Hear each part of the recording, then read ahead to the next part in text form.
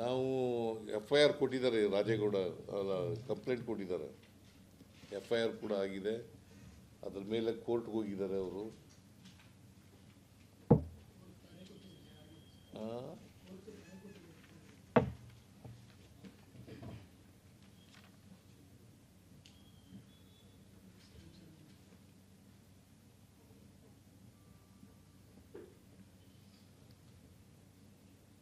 ಆಮೇಲೆ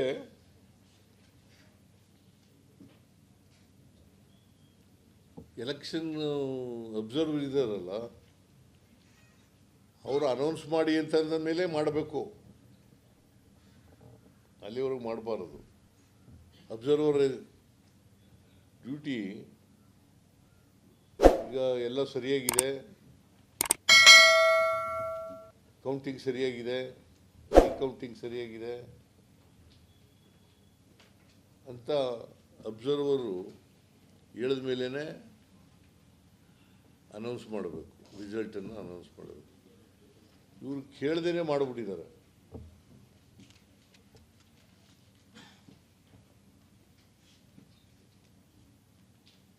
ಇದ್ರ ಮೇಲೆ ಏನಾದ್ರು ಪ್ರಶ್ನೆಗಳಿದ್ರೆ ಕೇಳಿ.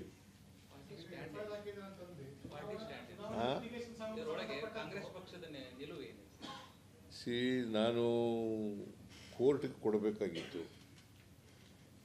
ಕೋರ್ಟ್ನಲ್ಲಿ ಡೈರೆಕ್ಷನ್ ಏನು ಕೊಡ್ತಾರೆ ಅಂತ ನೋಡಬೇಕಾಗಿತ್ತು. ಒಂದು. ಎರಡನೇದು, ಅಬ್ಸರ್ವರು ಕ್ಲಿಯರೆನ್ಸ್ ಕೊಡೋವರೆಗೆ ಇರಬೇಕಾಗಿತ್ತು, ಅದನ್ನು ಮಾಡಿಲ್ಲ. ನಾವು ಅದಕ್ಕೆ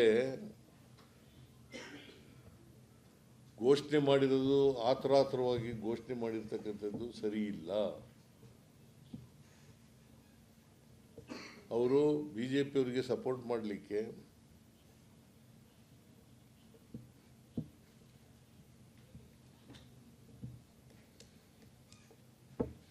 ಘೋಷಣೆ ಮಾಡಿದ್ದಾರೆ ಅಂತಕ್ಕಂಥದ್ದು ಒಂದು ಆರೋಪ. ಎರಡನೇದು, ನಾವು ಇದನ್ನು ಚಾಲೆಂಜ್ ಮಾಡ್ತೀವಿ, ಅದು ಬೇರೆ ಪ್ರಶ್ನೆ. ಬಟ್ ನಾವು ಕ್ರಿಮಿನಲ್ ಕೇಸ್ ಹಾಕಿದ್ದೀವಿ, ಅದು ನಿಷ್ಪಕ್ಷಪಾತವಾಗಿ ನಡೀಬೇಕು.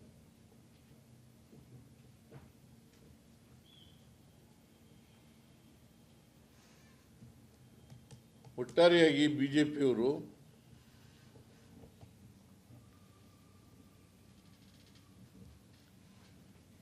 ಕ್ರಿಮಿನಲ್ ಕಾನ್ಸ್ಪಿರಸಿ ಮಾಡಿ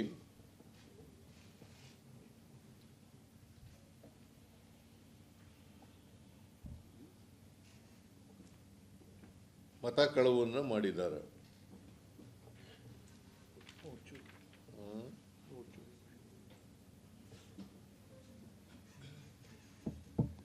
ಆಮೇಲೆ ಎಲೆಕ್ಷನ್ನು ಈ ಕೌಂಟಿಂಗ್ನಲ್ಲಿ ಫ್ರೀ ಆ್ಯಂಡ್ ಫೇರ್ ಆಗಿ ನಡಿಬೇಕಲ್ವಾ. ಎಲೆಕ್ಷನ್ ಕಮಿಷನ್ನವರು ಕೂಡ ಫ್ರೀ ಆ್ಯಂಡ್ ಫೇರ್ ಆಗಿ ಮಾಡಬೇಕು.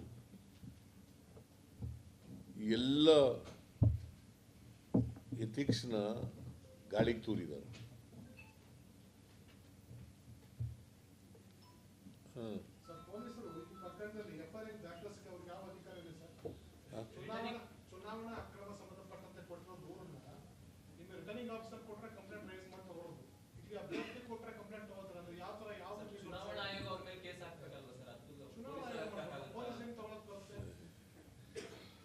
ಈಗ ಕ್ರಿಮಿನಲ್ ಕಾನ್ಸ್ಪಿರಸಿ ನಡೆದಿರೋದು ನಮ್ಮ ಪ್ರಕಾರ ನಿಜ,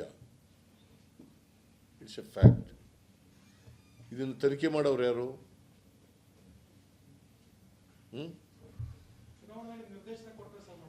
ಯಾರು ಮಾಡ್ಬೋದು. ಕಾನೂನಿನಲ್ಲಿ ಎಲ್ಲೂ ಕೂಡ ಪೀಪಲ್ಸ್ ರೆಪ್ರೆಸೆಂಟೇಷನ್ ಆ್ಯಕ್ಟ್ನಲ್ಲಿ ಎಲ್ಲೂ ಕೂಡ ಪೊಲೀಸ್ನವರು ತನಿಖೆ ಮಾಡಬಾರ್ದು ಅಂತ ಇದೆಯಾ?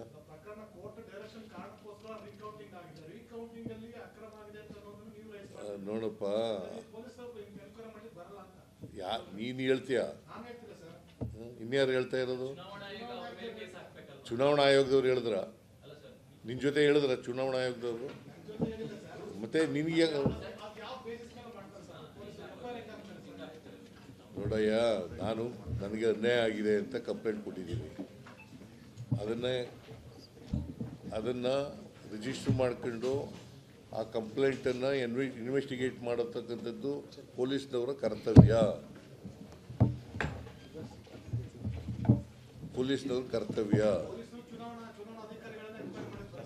ಮಾಡಬಾರ್ದು. ಯಾಕೆ ಮಾಡಬಾರ್ದು? ಯಾರು ತಪ್ಪು ಮಾಡಿದ್ರು ತಪ್ಪು ಮಾಡಿದವ್ರಿಗೆ ಇರೋದೇ ಸಿವಿಲ್ ಕ್ರಿಮಿನಲ್ ಪ್ರೊಸೀಜರ್ ಕೋಡ್ ಇರೋದೇ ಹಂಗೆ ಅಲ್ಲ ಇರೋದು, ಆ ಥರ ಏನಲ್ಲ.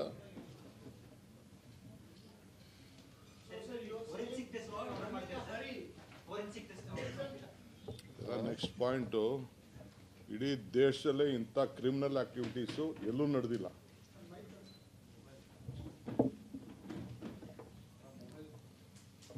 ಈ ಥರದ್ದು ಕ್ರಿಮಿನಲ್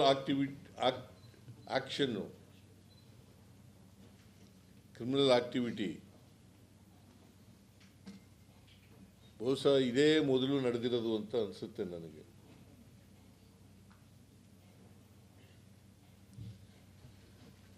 ಆದ್ದರಿಂದ ಇನ್ವೆಸ್ಟಿಗೇಷನ್ ಮಾಡಬೇಕು.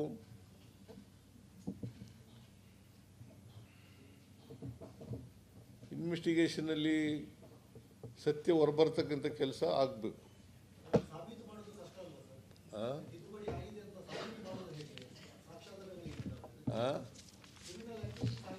ನೋಡಪ್ಪ, CM ಸಾಹೇಬ್ರು ಏನು ಬ್ರೀಫ್ ಮಾಡಿದಾರೆ ಗೊತ್ತಿಲ್ಲ. Very simple. ನಾವೆಲ್ಲ 20-20 ಎಲೆಕ್ಷನ್ ಮಾಡಿರೋರು, ಸ್ವಂತ ನಿಂತಿರೋರು. ಯಾವುದೇ ಒಂದು ವೋಟ್ ಹಾಕ್ಬೇಕಾದ್ರೆ ಹಿಂಗೆ ತೋರಿಸ್ತಾರೆ, ರೇವಣ್ಣಗೆ ಓಟ್ ಬಿದ್ದಿದೆ, ಸಿದ್ದರಾಮಯ್ಯನ ಓಟ್ ಬಿದ್ದಿದೆ, ಶಿವಕುಮಾರ್ ಓಟ್ ಇದೆ ಅಂತ ಎಲ್ಲರಿಗೂ ತೋರಿಸ್ತಾರೆ. ಹೌದು, ಕರೆಕ್ಟಾಗಿ ಓಟ್ ಬಿದ್ದಿದೆ ಅಂದ ತಕ್ಷಣ ಹಿಂಗೆ ಇಡ್ತಾರೆ. ಸೊ ಎಲ್ಲ 252 ವೋಟು ಕೂಡ ಏನು ಪೋಸ್ಟಲ್ ಬ್ಯಾಲೆಟಲ್ಲಿ ಬಂದಿತ್ತು ಅದಕ್ಕೆಲ್ಲ ಸಿದ್ದರಾಮಯ್ಯನವ್ರ ಪರವಾಗೋ ಇಲ್ಲ ರಾಜೇಗೌಡನ ಪರವಾಗಿ ಓಟ್ ಬಿದ್ದಿದೆ ಅಂತ ಅಂದ್ಬಿಟ್ಟು ಸೇರಿ ಅದನ್ನು ಬಂಡಲ್ ಮಾಡಿ ಇಲ್ಲಿಟ್ಟಿದ್ದಾರೆ. ಅದಕ್ಕೆ BJP agent, independent, Congress agent ಎಲ್ಲ ಸೇರಿ ಇದು ಕರೆಕ್ಟಾಗಿದೆ ಹೇಳಿದ್ದಾರೆ. ಅದಾದ ಮೇಲೆ ತೆಗೆದುಕೊಂಡು ಅವ್ರು ಯಾರನ್ನ ಒಬ್ಬರು ಅಡ್ಜಸ್ಟ್ಮೆಂಟ್ ಮಾಡಿಕೊಂಡು ತೊಗೊಂಡು ಆ ಬಂಡ್ಲಿಗೆಲ್ಲ 2ನೇ ವೋಟ್ನ ಮಾರ್ಕ್ ಮಾಡಿಬಿಟ್ಟು ಅಂತಂದರೆ ಏನು ನೋಡ್ಕೊಂಡು ಸುಮ್ಮನೆ ಕೂತ್ಕೊಳ್ಳೋಕ್ಕಾಗ್ತದ? CM ಹೇಳಿದ್ರೆ ಆಯಿತು. ಓಕೆ.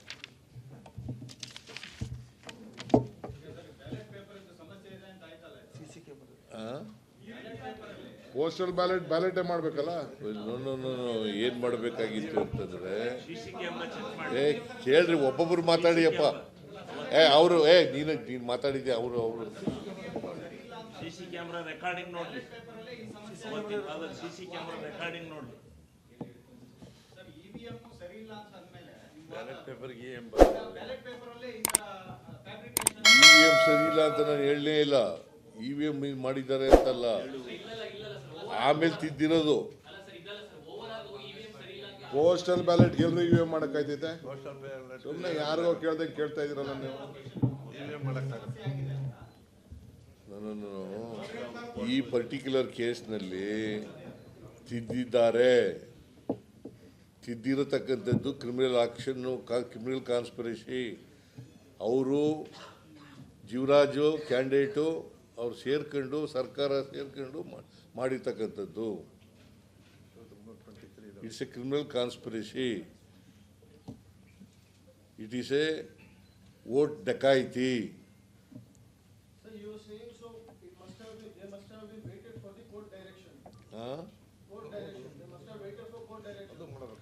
ಕೋರ್ಟ್ ಡೈರೆಕ್ಷನ್ ಈಗ ಅನೌನ್ಸ್ ಮಾಡಿಬಿಟ್ಟಿದಾರಲ್ರಿ. ಈಗ ಇಲ್ಲಿವರೆಗೆ ರಾಜೇಗೌಡ MLA ಆಗಿದ್ದ, 201 ವೋಟ್ ಬಂದಿದೆ ಜಾಸ್ತಿಯಾಗಿ ಅಂತ ಹೇಳಿ ಲೀಡು 201 ವೋಟ್ ಇದೆ ಅಂತ. ಈಗ ಜೀವರಾಜನಿಗೆ 52 ಬಂದಿದ್ದಾವೆ ಅಂತ ಮಾಡಿದ್ರು. ವ್ಯಾಲಿಡ್ ವೋಟ್ನ ಇನ್ವ್ಯಾಲಿಡ್ ಮಾಡಿದ್ರು. ಇನ್ವ್ಯಾಲಿಡ್ ಮಾಡಿದವ್ರು ಯಾರು? ಜೀವರಾಜ ಮತ್ತು ಸಿಬ್ಬಂದಿ. ಅವರು ಕೌಂಟಿಂಗ್ ಆದ ತಕ್ಷಣವೇ ಮಾಡಿಬಿಟ್ಟಿದ್ದಾರೆ. Otherwise you would not have filed the petition for the recounting. Particularly for the same thing. ಬರೀ ಅದಕ್ಕೆ ಮಾತ್ರ ರಿಕೌಂಟ್ ಆಗಬೇಕು ಅಂತ. ಪೋಸ್ಟಲ್ ಬ್ಯಾಲೆಟ್ಗೆ ಯಾಕೆ ಕೇಳಿರು? Recount and he has said that he is going to win by ಇಷ್ಟೇ ಓಟಲ್ಲಿ ಗೆಲ್ತೀನಿ ಅಂತ ಎಲ್ಲ ಸಹಚರಿಗೆ ಹೇಳಿದ್ದಾರೆ, ಇವತ್ತು ಟೋಟಲ್ ಗೆಲ್ತೀವಿ ಅಂತ ಎಲ್ಲ ಹೇಳಿದ್ದಾರೆ, ಬೆಟ್ಸ್ ಕಟ್ಸಿದ್ದಾರೆ, ನೀವು ಹೋಗ್ಬಿಡಿ ಅಂತ ಹೇಳಿದ್ದಾರೆ. ಆಗ್ಲೇನೆ ಕೋರ್ಟ್ ಕೇಸ್ ಹಾಕದೆ ಲೇಟೆಸ್ಟ್ ಹಾಗೂ ಇಂಟ್ರೆಸ್ಟಿಂಗ್ ಸುದ್ದಿಗಳಿಗಾಗಿ ಬಾಸ್ ಟಿವಿ ಕನ್ನಡ ಚಾನೆಲ್ನ ಸಬ್ಸ್ಕ್ರೈಬ್ ಮಾಡಿ. ಹಾಗೆಯೇ ಬೆಲ್ ಐಕಾನ್ ಪ್ರೆಸ್ ಮಾಡಿ. ಇದರ ಜೊತೆಗೆ ಫೇಸ್ಬುಕ್, ಇನ್ಸ್ಟಾಗ್ರಾಮ್, ಎಕ್ಸ್ನಲ್ಲೂ ಮಿಸ್ ಮಾಡದೆ ಫಾಲೋ ಮಾಡಿ.